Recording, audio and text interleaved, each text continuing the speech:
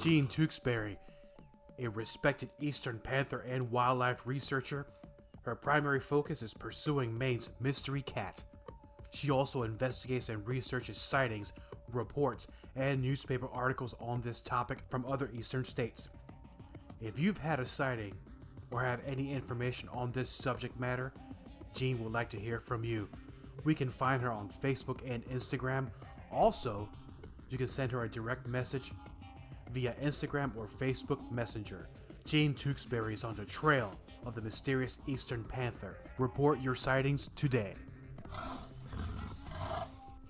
Are you curious about the unknown, the unexplainable? Do you find yourself intrigued by the mysterious and paranormal side of our world?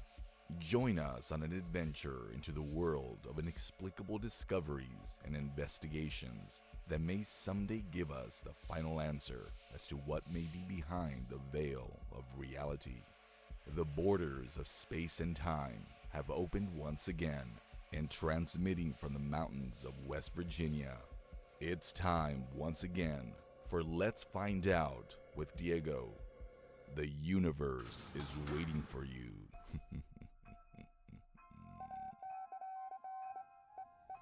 The borders of space and time have opened once again and transmitting from the mountains of West Virginia. It's another episode of Let's Find Out with Diego. Thank you for taking this journey with me on this episode of Let's Find Out. Our guest has many great works that will offer you fantastic tales full of haunting wonders such as monsters, ghosts, and mysteries that will have you keeping the lights on at night and your head on a swivel. His novels, The Dramatic Dead, The Reverent Dead, The Nameless Dead, and Usurper's Throne will take you to another existence like no other. He's also the host of the YouTube channel All Things Writing, where he interviews authors and shares his thoughts on the writing journey. All this plus more. Please welcome to Let's Find Out, one of the hardest working authors of all space and time, our good friend Bryan the Writer. Bryan, my friend, welcome to Let's Find Out. We've been in the works for this interview for about a year and a half now. I'm glad I caught you.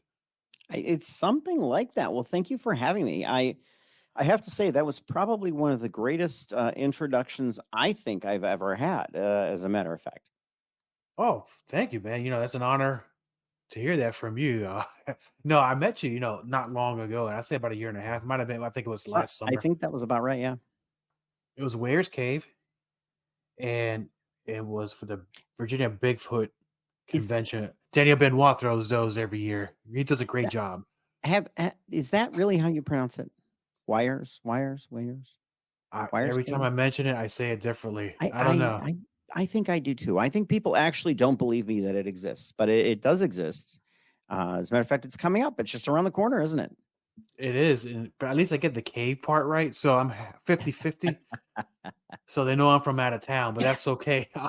Actually, I met you because our good friend Michael Thompson, the Realm Hopper himself, and as I was talking to him, he said, you got to go over there and talk to Bryan because he's got some great books. And then boom, took a picture with you, put that online, and man, here you are. And people are like, who is that old bald dude that you're standing there with? Oh, that would be Bryan the Writer, host of, yes, like you said, the podcast and now the YouTube channel, All Things Writing. We talk with writers, we interview writers. We, sometimes I like to share my writing journey. I have, I want to say 13 books out there now. I always get confused as to how many I really have out there. But, the funny thing is you learn a lot in that time frame and things you want to share, little tidbits that you pick up on. Yes, and I'm glad you brought that up because we were talking earlier on the show that you have a lot of novels out there, a lot of great stories, a lot of great tales. And for the listener of Let's Find Out that wants to get to know you a little better, your writing style and about your stories, where would be a good place for them to start? What would you recommend?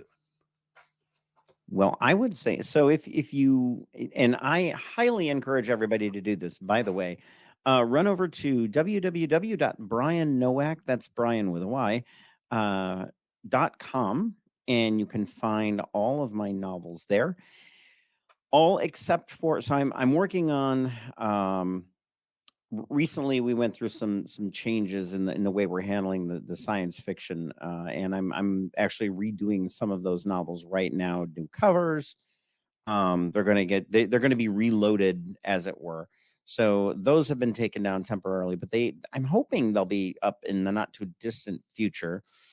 I have to get my management and PR person working on it, but that's since that position is currently filled by my terrier Chloe. There's a bit of a delay. I have to pay her in pets and dog biscuits, but she gets there eventually. But yeah, I absolutely, I love writing. I've always had this imagination.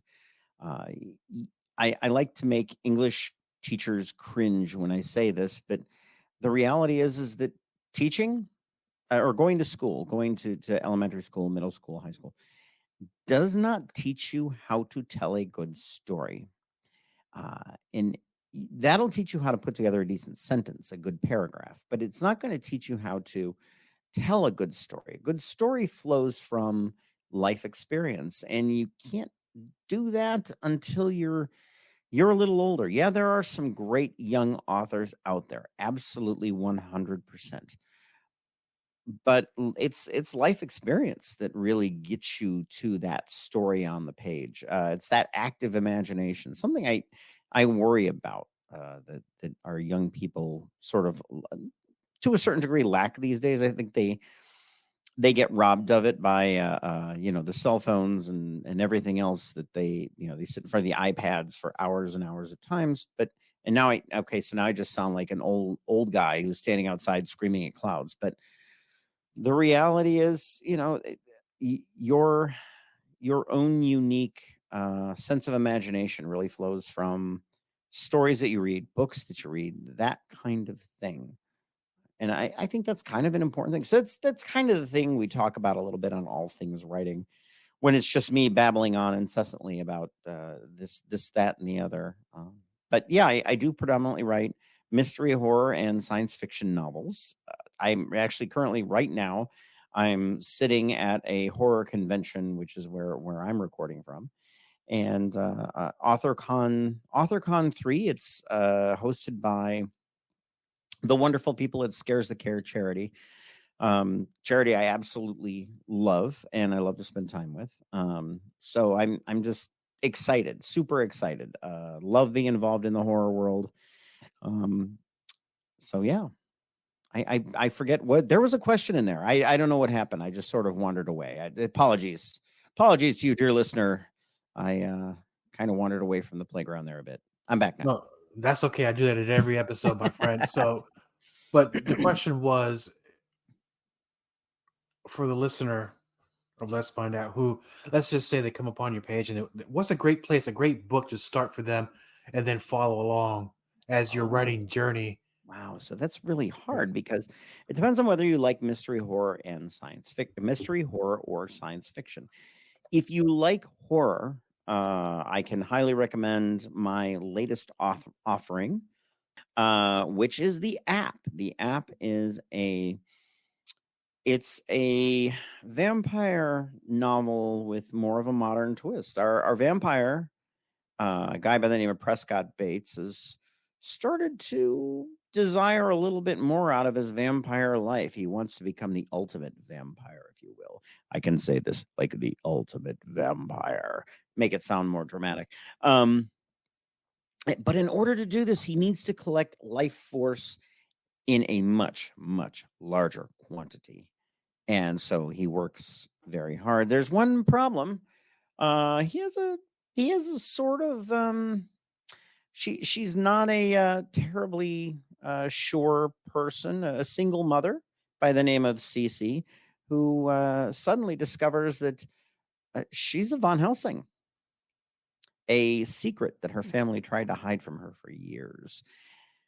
And things get really interesting when first they meet. I would say that's a good one. I also have a novella out there, which, and it's funny when I go to these conventions, people come to me and they talk to me about books. Generally, that book, all I ever say is Nazi zombies. Nazi zombies. Nazi zombies. I need say nothing else.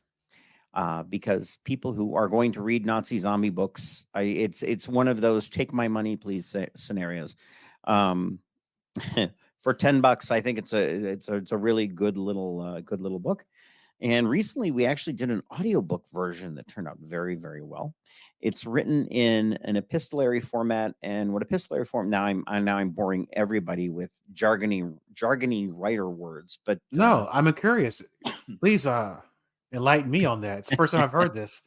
so what an epistolary format is, it is so the original Dracula, for example, is written through a series of notes and letters. Is how you're actually reading the stories. You're reading those notes and letters, and actually there are stories in the Bible that are written in epistolary format. So you're reading like Paul's letters to the Romans. You're reading the letters, is what you're literally reading. So it is in my novel, you're actually reading an interview of a Nazi scientist who creates the zombie virus. And he well, actually, not him, but one of his colleagues accidentally knocks over the vial containing it, unleashing this zombie virus that is now spreading across Nazi Germany. Well, it's going to spread across the entire world if he doesn't do anything to stop it. And he has to sort of now he's sort of declared this traitor to the Reich, but a traitor, he's still a Nazi. So, the Allies are going to want him dead too. So just sort of fight his way through all that to get back to England where he can save people. Well, we don't get him all the way back to England, but it's still a really, really fun ride. I was at the show today, and one of my fans who just read the book came up and said they absolutely loved it. Getting very, very positive reviews from that book. So I'm pretty happy with it. Pretty happy with the way it turned out. That was a labor of love for me, because I literally wrote that book in about 20 days. Now, that seems like a very short time period to write any book, and it is, generally speaking. But what happened was, that's a video game I've always wanted to play. And I had thought about it so much, that when I sat down to write the thing, it just, bam, it just sort of flew out of my fingers. And I went, this is great. This is great. I love it. If nobody else reads this story, I don't really care, because I love it. And that's the essence of good writing, I suppose. And normally, like you said, 20 days is a very short period to write a book. Now, from 20 days, what's the longest one that's taken you to write? Oh boy. The app took me about 1.75 years to write, I would say. Because the app was sort of a very intricate book to write. To get the character of Cece developed from where she started to the point where I saw her end, it was going to be a transition. I knew that. So you're remaking a human being, but in literature form. So you have to take her from this mousy, vulnerable, she's not sure of herself, and you want to turn her into this kick butt style of hero who is able to maybe not defeat a vampire, but go toe to toe with him. And there's a little bit of loss along the way. Things don't always go exactly as she has planned.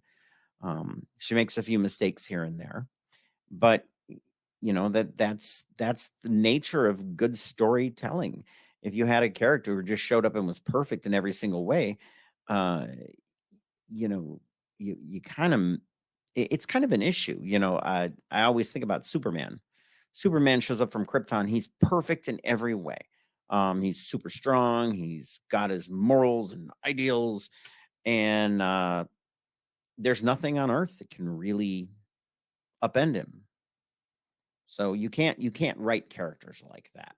Really, you shouldn't anyway, in my humble opinion. No, and you're right. And eventually down the road, you get to see some of the weaknesses of Superman. And I think that had to be put in there in order to make the story more interesting, more relatable to the reader. Yeah.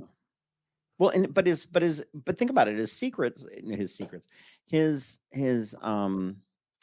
his weaknesses all came from off-world or himself. I mean, who can bring down Superman? Nobody but himself, and that's what happens. You make, you can make kryptonite, sort of, but still, it's not perfect. And it takes the off-world baddies to really come shake him loose. But yeah. No, true story. And then you look at those villains that kind of get him a little bit, but of course, super strength always wins at the end. Now, speaking of your writing styles, and let's go back to the early days of your life when you were influenced by some of the great novelists out there and authors. If you're going to take the whole volume of your work, all your books and your projects, and you were to open it up a little bit, look at the ingredients of it, how much of the spirit or the essence of those writers that you grew up with that influenced you, how much of that shows up in small increments in your storytelling? So as a writer, as any writer you meet out there, anybody who does movie scripts, poems, made for TV movie, you name it. And honestly, you could almost say that actors are the same way. You are the sum of your parts. None of us operate in a vacuum.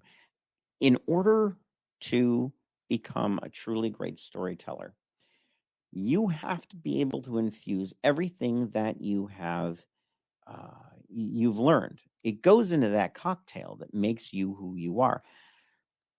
When I was a kid growing up, I would read these ghost books, these ghost novels that I would find in the Eastview Elementary Public Library, now called Stager Elementary, I believe is what they changed the name to. That was, for me, that was my firm foundation in ghost stories. That's my firm foundation in good storytelling, because the way the authors were writing those stories, even though in some instances these are supposedly true ghost encounters, the way that they wrote them presented them in such a way that made me want to read them. I was actually having a conversation with somebody today about how you have to have that hook. You have to have that good storytelling style, or you'll never get anybody to go forward. I binge read Dean Koontz, and there's a lot of people that will say, oh, well, I read a lot of Stephen King. I read some Stephen King, but my jam really was Dean Koontz, because if you look at how he tells his stories, there's this element of individual characters sort of coming all together and meeting sort of in this place and time where they all have to face this immovable difficulty that's in front of them all. And I love that idea. I love that concept, because it weaves all these different storylines together. And to me, that's the essence of good storytelling, really. I'm not a huge fan. I do it, but I'm not a huge fan of first person storytelling, because you lose that element of going along with another person for a bit and seeing their side of the story. I'm actually working on a novel now where that's one of the things that I've had to do, is I've had to learn to sort of tell individual storylines from it's called first person limited. And that being, we are seeing the storylines from individual points of view, but in a very limited way. You're not becoming that person, because that just gets too confusing. But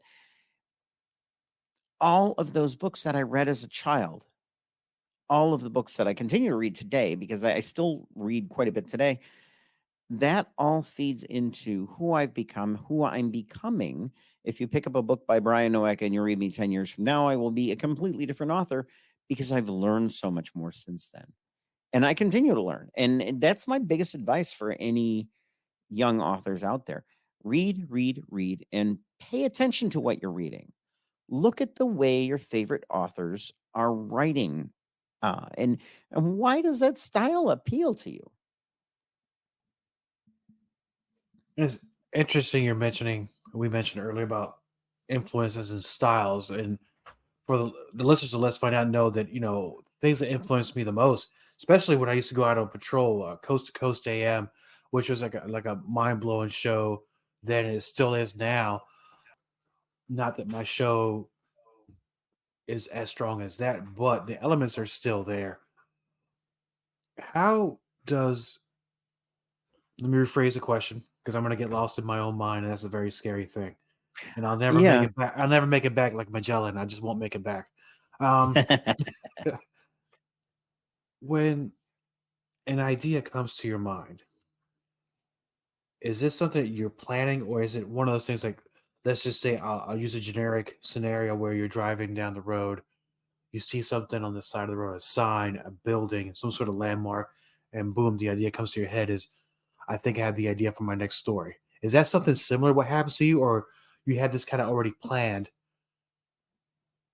So that is the most common question that authors get, is where do ideas come from? Because that's the basic crux of it. Where, people can't conceive of a world where they just wake up and they suddenly have an idea. Well, honestly, kind of neither can I, because my ideas all come from, I guess, one part subconscious, one part just the visual people watching that goes on around me. And then, this, okay, a good example. One night I woke up probably about 3 a.m. because I had a nightmare.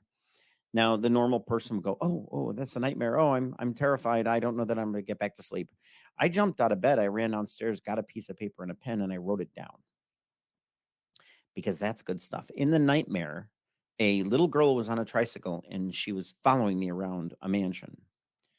Well, what happened was, as I was running from her, I knew that if she had run into the back of my legs, I was done. I was dead. There was no way I was going to survive that. So, because of that, I ended up with a short story that I later sold, called Emma's House, where Emma is a little girl who haunts this mansion. Well, haunts, I never really quite spell it out whether she's haunting it or not. But they essentially add more people to the house all the time by killing people. And they show up in frames in one of the rooms. And that's where that idea came from. The idea of let's see, I would say, so the idea for one of my books came from in the early 1980s, when when we had the big implosion of the farms across the United States. There was a story of a farmer who killed himself. He'd lost everything. And it's a terribly, terribly tragic story if you think about it. But I took that idea and I kind of spun it on its head. I said, all right, well, what if I have a character who doesn't kill himself, but he kills his entire family? Oh, and by the way, with an axe. Well, that's the first chapter of Crimson Tassels. It's one, particularly proud of that chapter. But anyway, people are going to be like, what is the matter with this guy? But anyway, lots of things. My therapists have been working on this for years, still haven't figured it out. Let's see, I'm thinking about the werewolf book I'm working on now. I thought about how interesting it would be that if you had a werewolf who wanted to kill themselves. Well, that's almost impossible. Sure, a werewolf could shoot themselves with a silver bullet, but outside of that, a werewolf really can't die, even in human form, because they would regenerate so fast that they wouldn't die. So how would they do it? What if they turned themselves into the police department and had themselves locked up in a jail cell? Because if a werewolf doesn't feed, it won't live. So if you had a werewolf who wanted to commit suicide, that's how they would have to do it. Well, okay, but what could thwart that? And I thought, okay, well, I used to be a jailer. Many years ago, I worked as a correctional officer in Texas, and we had to feed people. What if they had a medical emergency? Well, of course, you open the door. What if you open up the door to the cell, and the medical emergency was somebody turning into a werewolf? Okay, well, what happens next? So that is sort of the idea where, or the sequence of events that takes place is that ideas are generated from. You cannot sit down in a chair and like concentrate and come up with ideas for stories. It doesn't work that way. Ideas just come to you. They happen. They're in the ether. They're in the world around you. And the trick is recognizing those individual ideas, picking them off that tree, and then sticking them in your pocket for later on. To any budding writers out there, I would tell you, please don't forget an idea. Write it down. If you've got an idea, sit down and write out a couple paragraphs. Don't let it go. Don't say, I'll write it down later. You won't. You'll forget it. Believe me. Capture that, because you never know when that's going to be a great novel. Absolutely agree with you 10,000%. And let me tell you why. Because there are times where I'm at work, and I always have a notepad next to me because you never know if something's going to strike. Absolutely. I'll hear something, because I also play things in the background as I'm working to keep me awake, because my job is so exciting. And I'll start writing stuff down. I take it home. I get on a rabbit hole on the internet, and then that's how I found a lot of these great guests. And it's interesting because let's jump a little bit to your YouTube channel, because Sure.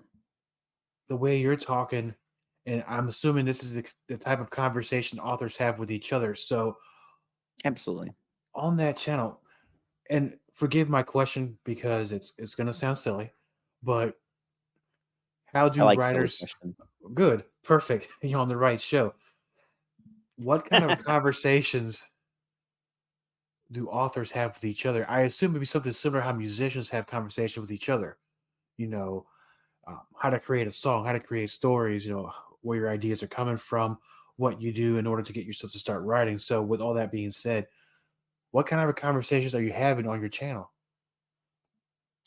We talk a lot about people's books that they are writing and current things that they're working on, because the I guess all things writing is sort of, especially the interview portion where I'm interviewing writers, is one half their content. What books are they working on right now? What things are they working on right now? And then one half, just advice, tips and tricks I found along the way that kind of work.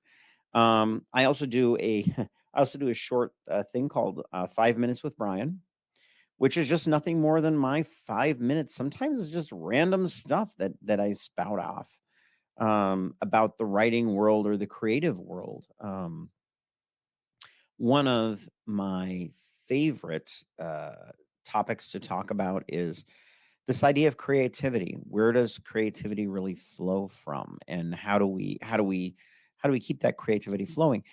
I am a firm believer in other art forms. You mentioned listening to music a little bit ago. I listen to Tibetan singing bowls a lot of times, and it sounds silly. There's no words, but boy, does it it stirs my creativity, if you will. I also am a firm believer in going out and looking at paintings. I love classical art. Um, One of the most stunning pieces of art I think I've ever seen is, it's called Modern Rome.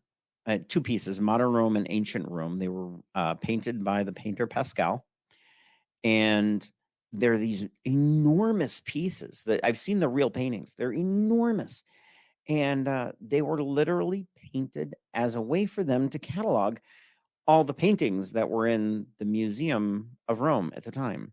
So you're literally looking at a painting of paintings, and they're microscopic paintings of what they had on hand at the time. But there's like people like laying on the ground talking to each other, and there's people drinking wine, and there's all kinds of things going on kind of in the background.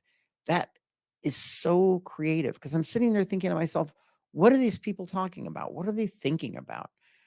What did an ancient Roman consider when they got up in the morning? What are these things that sort of rolled through their brains? Um, that is the crux of creativity, and that's one of the things we talk about on the show.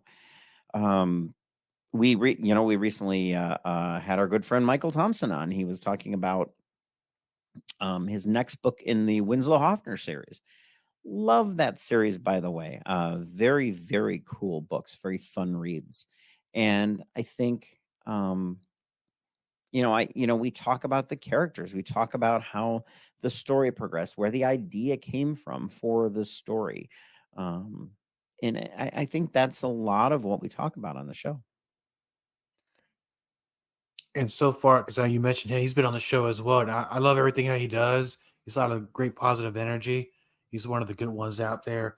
So recently, who have you interviewed, and what kind of author styles do they have? Well, let's see. Michael Thompson. We mentioned Michael Thompson. Tracy Clark, who is a very interesting. She writes police procedurals based in the city of Chicago. Very, very good author. I very much enjoyed her writing style. Kind of hard-boiled detective meets wounded mother, because her son died on the streets, and that's something she has to deal with over time. I've had people like Ronald Malfi, horror writer, on the show. He's a great interviewer or interviewee to have on this show. We talk a lot about, of course, when we get into horror, we start talking about a lot of different things. But yeah, we have quite a few people on. And one of the things about, excuse me, my cat just decided to scratch my leg for some reason, as always. Oh, hello, kitty. He's the best. Sir William Pendragon. He's made for the show. He's got the name for it. A real strong name. And that's a great name. Thank you, my friend. We talked about some of the authors that influenced you, or actually, which maybe gave you, I wouldn't say the ideas, but let's say influenced you back in your youth. And who are some authors today that you would recommend out there right now, especially for the soon-to-be authors, to maybe read their works and maybe open their minds a little bit? I would read.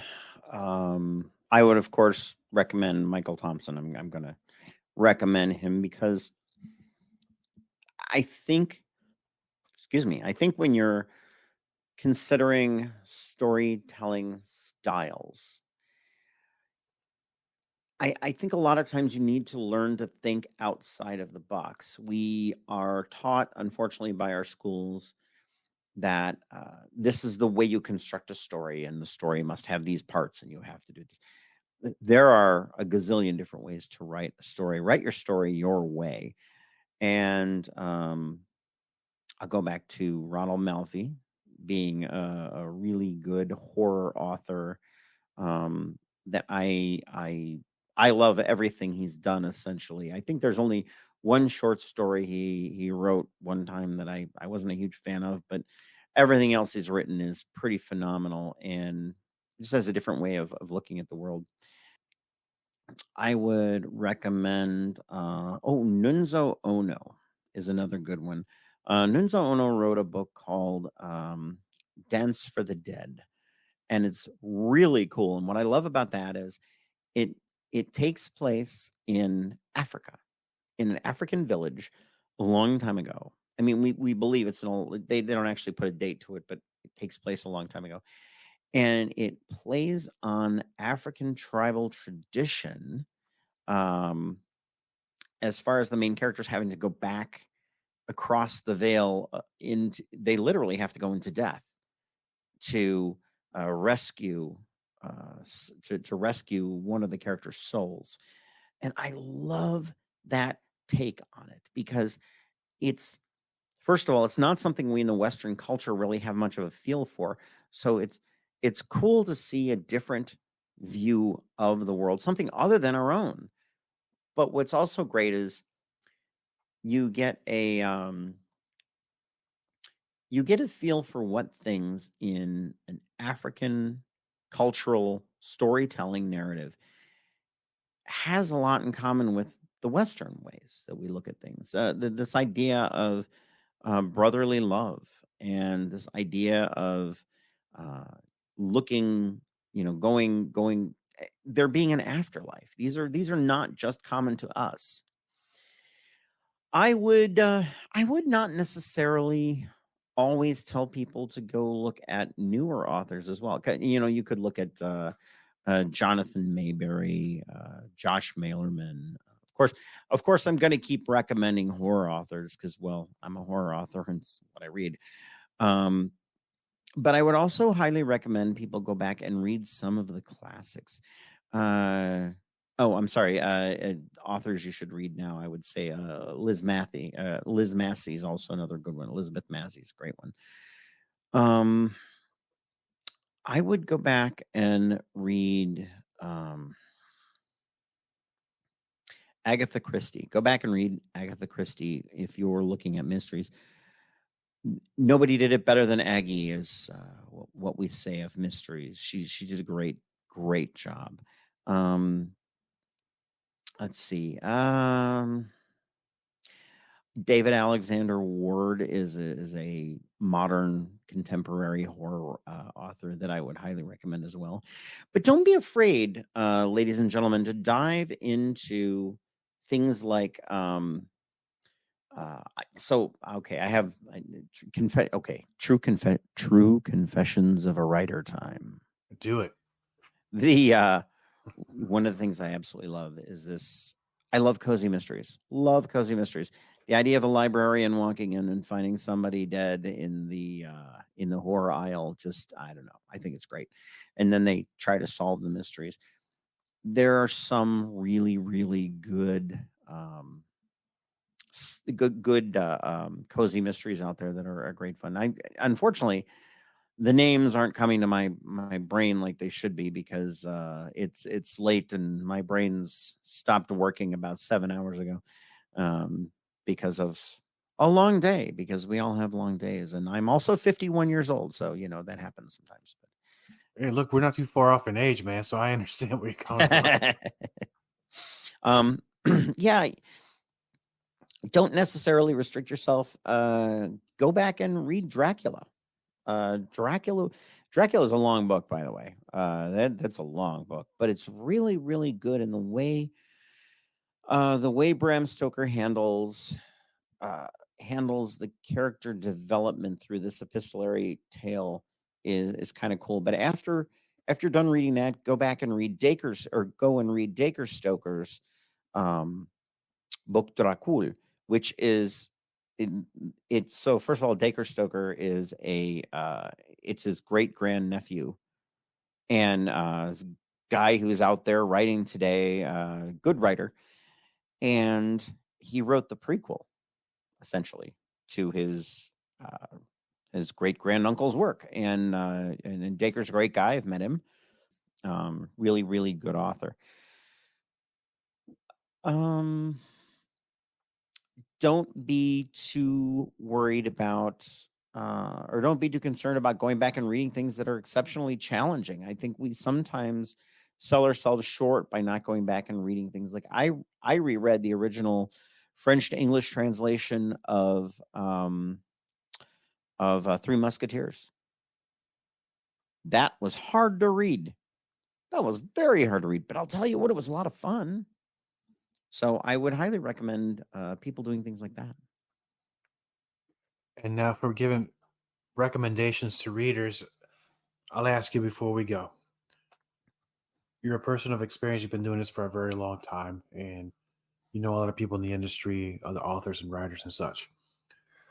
For a first-time writer, there are a lot of things out there now where people can self-publish. some folks are having a hard time finding somebody to get their book on their publishing house or whatever it's called. I'm sure it's called something different.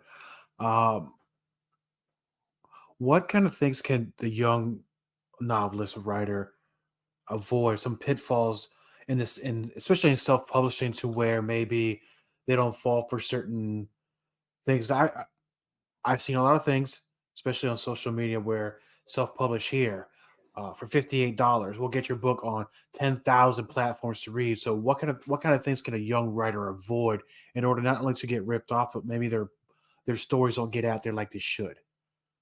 So I'm going to give you credit for saving the can of worms to the last conceivable second in an interview. I'm very impressed. That was a very good call, sir. Thank you. Well, so here's the thing. Young writers, at no point should you be paying somebody to be publishing your work.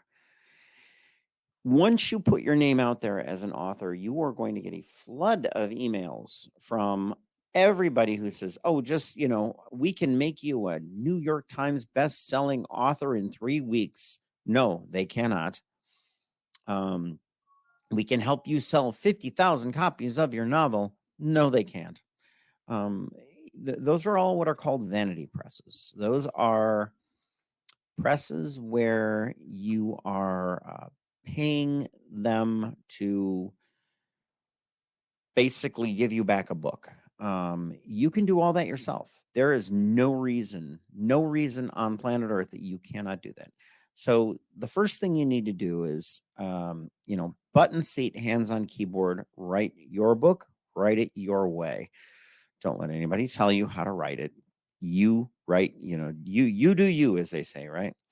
The second thing you need to know is that get involved in your writer communities. Don't be afraid of asking dumb questions. Believe me, I'm still asking dumb questions, and I've been doing this for, over 10 years now. Remember that everybody was where you are now. However, there are people that are looking up to you. So make sure you're making the right decisions, because that'll help them make the right decisions too. Everything from making a cover to making a perfectly acceptable cover, to editing, to getting actual physical copies of your book, that can all be done for little to no money. Now the physical copies of the book, of course, you have to order those at some point. You'd have to pay for them. That's just the way it works. But posting things on Amazon, you can do that yourself. There's no reason you can't. You can even get one of those fancy ISBNs all by your lonesome. You don't have to have one either. Don't let anybody tell you must have one. Amazon will give you one of their own unique identifiers if you really want to. What I'm saying is be careful. Be weary of anybody who wants your money, because they just want your money because they are hoping you don't notice. You don't notice that you can do it some other way. If you find yourself in a situation where you want some advice, or you get a deal that looks too good to be true, go to my website. There's a contact page. Just contact me. I'll talk you down off that ledge. There is absolutely no reason that anybody should be convincing you that your book needs to be produced and sold and in bookstores within 3 weeks. No. Now, I will tell you that when I had my book, the app edited, that cost me $1,200. However, I also use a professional editor.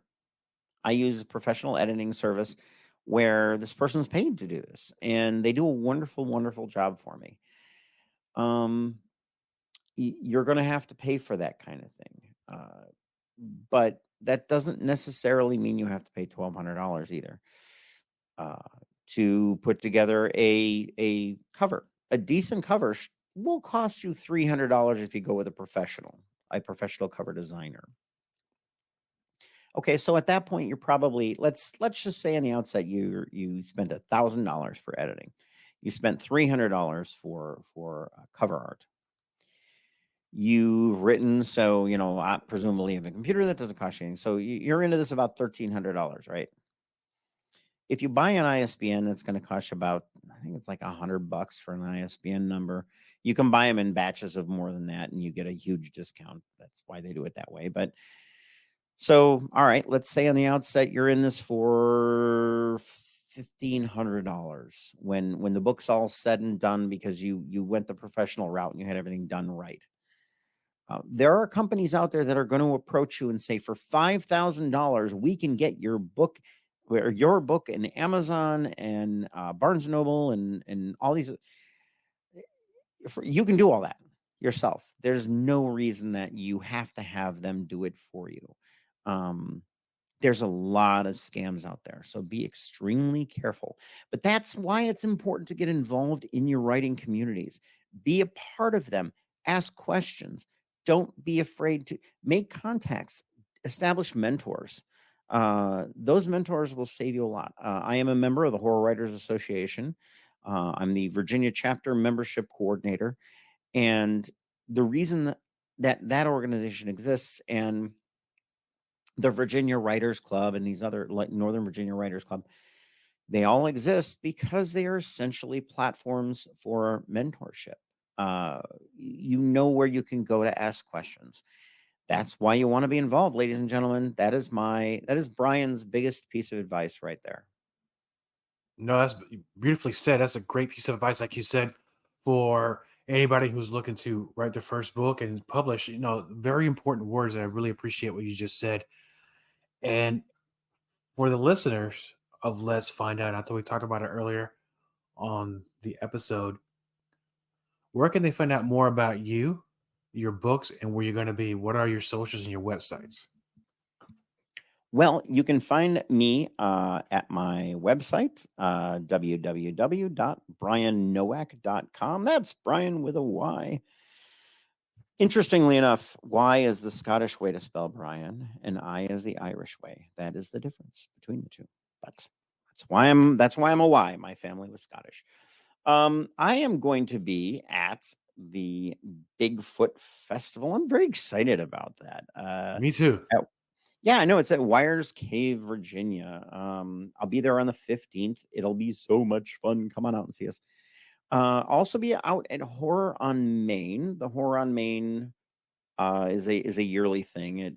It will be at the Sheridan Harrisburg Hershey Hotel in Harrisonburg, Virginia.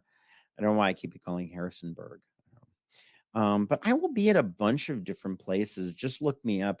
Snacktown Street Fair, the 13th of July in Hanover, Pennsylvania. Come on out to that one. Maybe not just to meet me, but I'll tell you what, the food game there at the Snacktown Street Fair in Hanover is out of this world. You will never have better street food than you will there.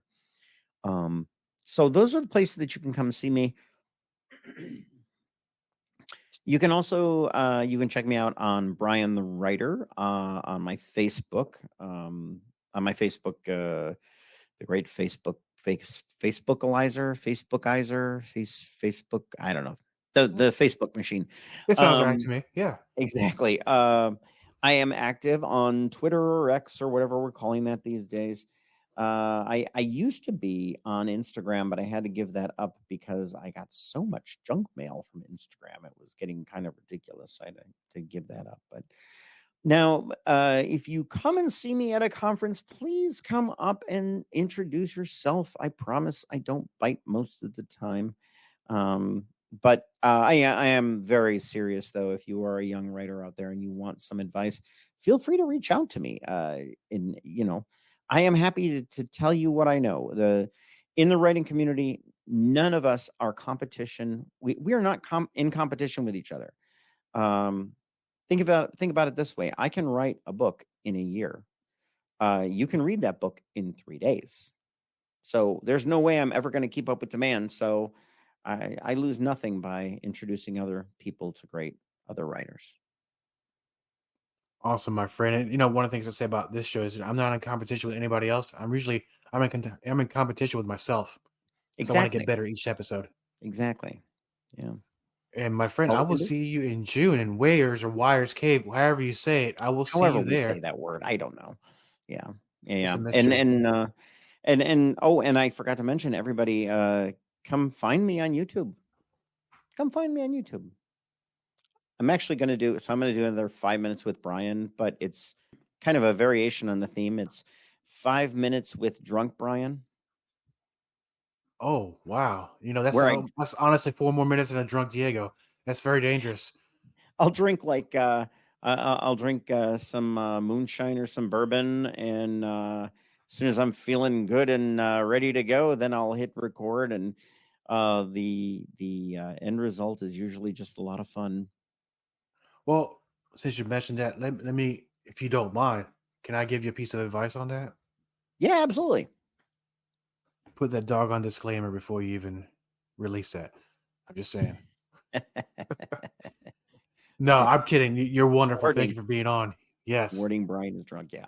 Parental advice suggested. My friend, it's a pleasure having you on, and definitely see you in June. I'll stop by your table, and this year we'll take some more pictures, man. It's a beautiful thing. I had a great Absolutely. experience meeting you, and looking forward to seeing you again. Yeah, you too, man. This has been another excellent episode of Let's Find Out with Diego. Please check us on all our social media pages, as well as on our YouTube, and we're also on Rumble. Like, share, and subscribe. Also, Let's Find Out is now on KGRA Digital Broadcasting. Catch the show on Saturdays at 2 a.m. For more information, please visit kgradb.com. That's kgradb.com. Thank you for taking this journey with me. Until next time, my friends. Let's find out with Diego, the power of Diego Mania. All content for Let's Find Out is property of CoHostDiego and is served directly from our servers with no modification, redirects, or rehosting. All celebrity impersonators are paid performers. The impersonated celebrities do not endorse or promote any views or opinions expressed by our guests, co-host Diego, or Let's Find Out. The information shared on Let's Find Out is provided on an as-is basis, with no guarantees of completeness, accuracy, usefulness, or timeliness.